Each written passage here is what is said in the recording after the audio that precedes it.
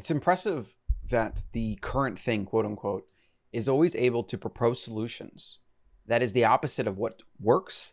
It's the opposite of reality and will only lead to more tyranny, more of the very things trying to stop, and more state, which is never the answer. And this is how you think about anything. When you really understand the basics of human action, Austrian economics, go into the history of money, of the history of the state of civilization, you understand that more state's never the answer, more government's never the answer for a lot of various reasons. It just doesn't work. It always consolidates and then it crumbles when it loses control. This is history. This is all history is. Like, read history to see this ebb and flowing of centralized power, massive, places like Rome, like the Aztecs, the Inca Empire, these massive empires that grow, and then eventually crumble.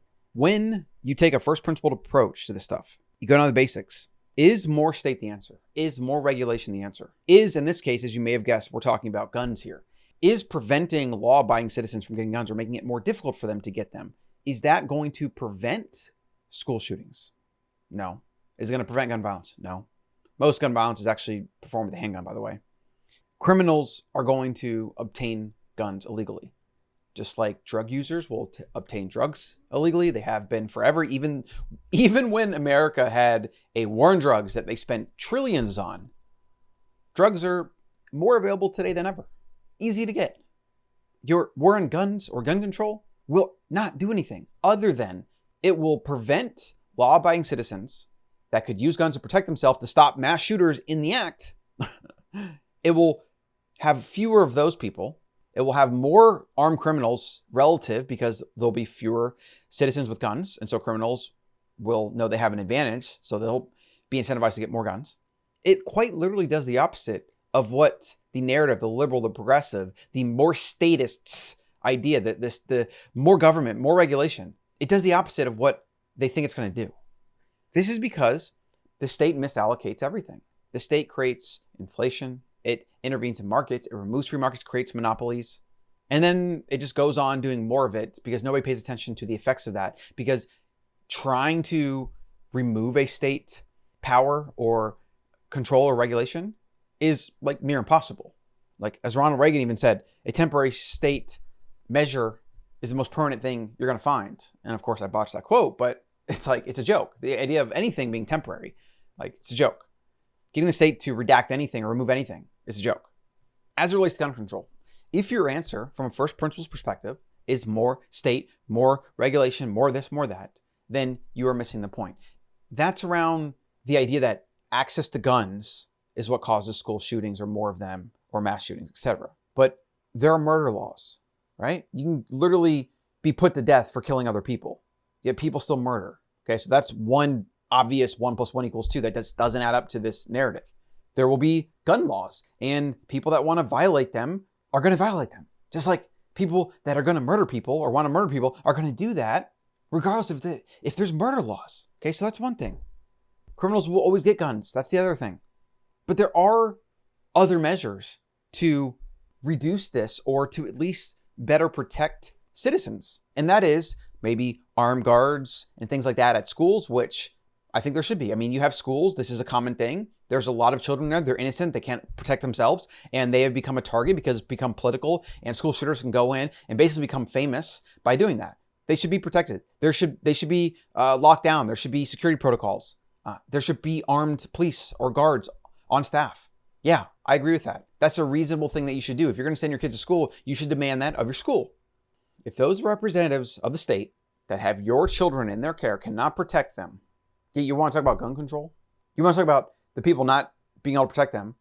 And your answer is gun control, so that law-abiding citizens like myself and other people that would willingly use their firearms to stop school shooters, that would willingly run into that school and find that person while the cops stayed outside, said, we can't go in there, we got to wait for SWAT or whatever bullshit happened in Texas. Like, what are you talking about? I got to give props, because every single narrative of the current thing, every single tragedy or problem in our society that the left, the progressives, and the statists, the blue check marks, the mainstream media, what they propose is always more state. And as we observed, if you really understand history, that violates a first principle. More state is never the answer. Less state is always the answer. More free markets is always the answer. Less free markets is never the answer. When you can think objectively about these first principles, regardless of your emotion, because it makes me sick This stuff makes me absolutely sick as someone with 2 young sons. It makes me sick. I look at some of these Twitter things and like these Sandy Hook ads of these parents talking about losing their children, and it makes me sick. But in my mind, my calculation doesn't go from anger and disgust to I want the state to come in and do something, because I understand that that's actually a backward script. That's the opposite of what you want, what anybody wants. You don't want more state. You want less state. You want less government. You want more personal property, more free markets, more armed citizens, not less armed citizens. More armed citizens, not less armed citizens. Let's look at a few of these tweets here. So this one is from Luke Radowski. You don't need guns, the cops will protect you. Meanwhile, in Uvalde, the cops waited over 40 minutes as children were being shot. I don't know if this is true, but I mean, I'm seeing this a lot, so guess time will tell. These just blue check marks show up in my feed. I'm like, why are you here? You're just such an idiot. You know, back in the day, when I first got on social media, pathetic, loser, asshole, pieces of shit. These blue check marks, mainstream media, the state, all these people that support all this broken bullshit that is really the reason why we have so much turmoil in our society. These people that prop up the status quo, that use this cancel culture, victim narrative, virtue signaling bullshit to get attention so that they can make money and get likes and whatever for their organization are pieces of shit. So this one by Andrew Follett, a thread on how the media is telling you 2 major lies about mass shootings and gun control. 1, other countries with vastly stricter gun laws than the US have higher rates of mass shootings. 2, US jurisdictions with gun laws have exponentially higher rates of gun violence. The US makes about 1% of the world's mass shootings while having almost 5% of the world's population. Of the 97 countries with data, the US is 64th in frequency of mass shootings and 65th in murder rate. And the rates of mass shootings elsewhere are rising faster. Now, I don't know when this data is pulled from. Somebody mentioned it might be like 10 years old. But that doesn't ignore the fact that guns have been around for 200 years. Gun ownership didn't just start 10 years ago. So I don't really know what that point is. 4 times as many people per capita died in mass shootings in France as in the US, 21 times in Norway. And a lot of these countries have very, very strict gun laws. So this is a good thread. You should check them out. So if stricter gun laws reduce gun violence, you'd expect jurisdictions with those laws to have lower rates of gun violence. Instead, we find the opposite. So let me say this again. If stricter gun laws reduce gun violence rates, as the entire progressive status narrative is, let's create more laws because that's going to help prevent this. That's what they're saying and proposing. You would expect jurisdictions with those laws, stricter gun laws, to have lower rates of gun violence. Instead, we find the opposite. DC has some of the strongest gun regulation in the country with low gun ownership, yet it's so deadly. Wyoming does not have a gun homicide problem, with a rate of only 1.4 per 100,000, actually lower than right across the border in more gun-controlled Canada, and only about a third of that of the nation as a whole. All cities with really bad homicide rates show the same thing, okay? So in 2009, St. Louis, 64 murders per 100K. It's the 9th most violent city in the world. Baltimore, 58.27 per 100,000. It's the 11th most violent city in the world and has very strict gun laws. This idea that the state is the answer violates first principles, wrong. The idea that gun control prevents this, wrong. It's actually the opposite. And actually, it's not necessarily a first principle, it's a heuristic though. This is what I've discovered.